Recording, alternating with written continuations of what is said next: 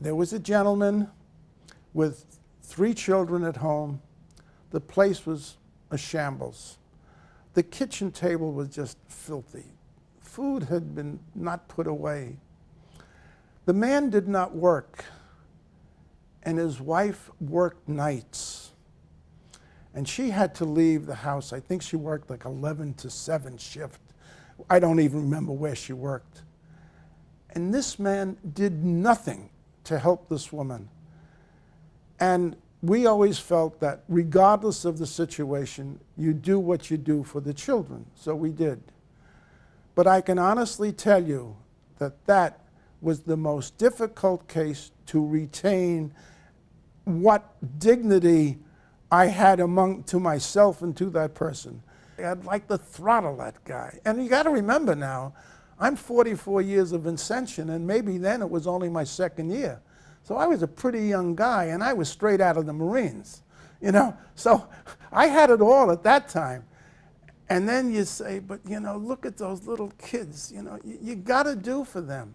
You got to do for her. At least then she knows somebody cares. And that's how you work through it. The 2 of us were delivering a washing machine to a lady who really needed it.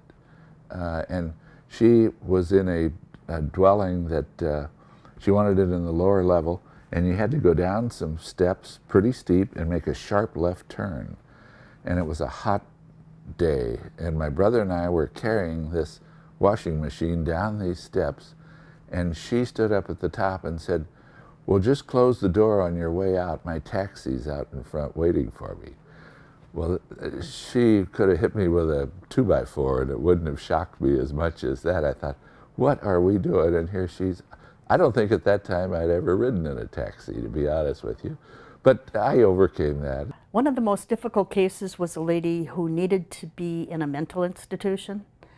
And we went to help her, and she had macaroni and cheese all over the walls and the floor of her home, and the kids were caring for Mom.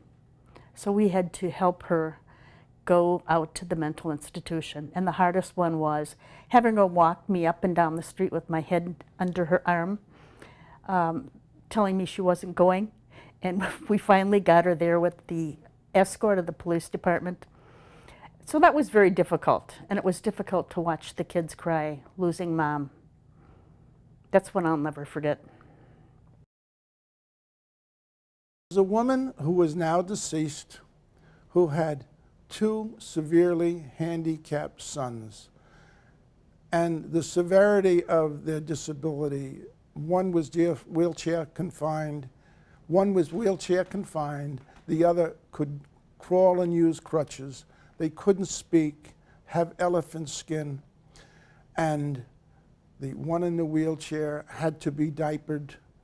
And we assisted this woman, and she was a single parent, and we insisted her not only with food, but money each month. And you would go into that house, and it was the most loving, happy household you have ever been in.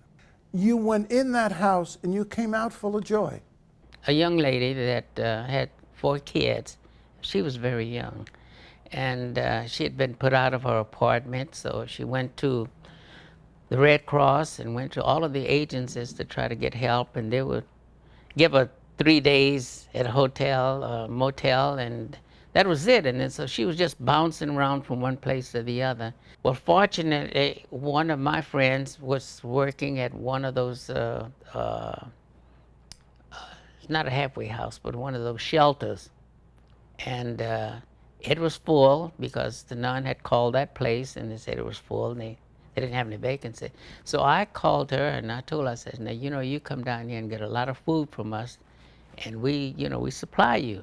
Now I need a big favor. I said, I have a lady here that sleeps in the car. She has 4 kids, and I'd like for you to put her up for at least, you know, a month until she can get herself together. Well, they did. We put her up. In the meantime, the executive directors, you know, I let her know what was going on. So she said, Frank, yeah, we don't have any vacancies now. I said, but let's create one and let her come to work for us.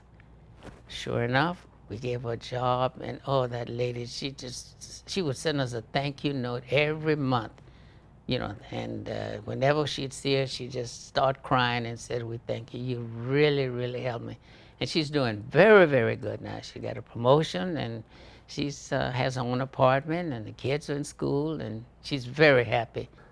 He had a low-paying job, and they had 2 profoundly retarded children who would have been institutionalized but for the mother and father. But in his job, he got paid once a month. So on payday and for a week and a half, everything was fine. But toward the end of the month, they were always in distress. And our conference worked on that with that couple, that family, for a good 15 or 16 years. So the first time we went down and we met with them, we were going to try to set them up on a budget and teach them how to budget. And part of that involved, well, we'll get them a checking account. Well, it was the classic story of, what do you mean I'm out of money? I've still got checks. He was writing bad checks all over town. And so we got that squared away. We would help them generally the last 10 days of the month or the last 2 weeks. You just couldn't turn them away. They were wonderful. The children, well, they were adult children, essentially, just embraced us, and it was, I'm sure they're going to have a high place in heaven. The husband ran off and left her with 4 small kids. So we go into the living room, and what does she have? She has cats. And a cat jumped on my lap, and I jumped up. Another cat come, and he puked all over the floor. I says, one of my first cases here, I'm getting in on this. With my asthma, I hate cats. The cat jumps from the back of the couch on my lap, and another one comes and looks at me and says, oh, who is he? On the floor. I says, I'll never forget that first case, you know. In that case, we got her a job at the police department, filing clerk, half part-time. And she couldn't do anything because she says, I haven't been to work for many years.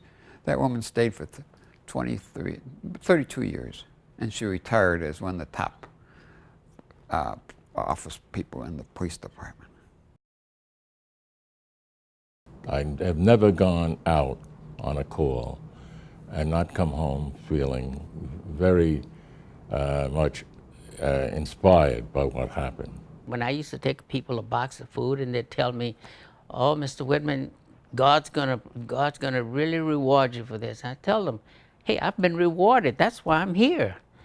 I'd have one word of advice. Pray and be open to the Holy Spirit and obey that calling with perseverance, patience, a lot of humor, and balance, because you are a layperson. Remember that.